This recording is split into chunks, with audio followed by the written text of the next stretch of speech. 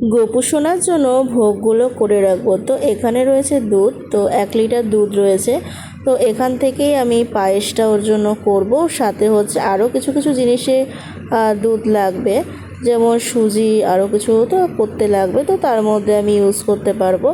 তো এই যে সব কিছু মিষ্টি টিষ্টি রাখা হয়ে গেছে। আর এটা হচ্ছে একটা গোপু সোনার জন্য কেক এনেছিলাম। কেকটা কেমন হয়েছে জানিও, এটা কিন্তু একদমই ভেজ কেক। আর সাথে ছিল ক্ষীর।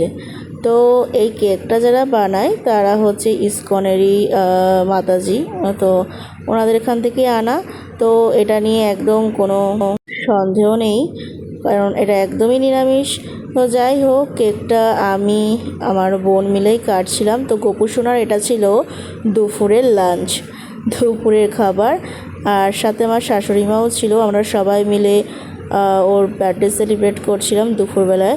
তো তোমরা একটু তাড়াতাড়ি করে একটু উইশ করো, হ্যাপি বার্থডে গোপু সোনা।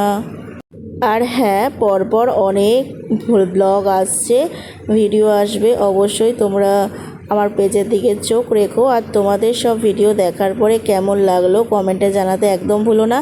আর যারা আমাদের বাড়ির গত হয়েছেন, তো সাথে আমার মাও রয়েছেন, এই যে এদেরকে এখন মালা পরানো হচ্ছে।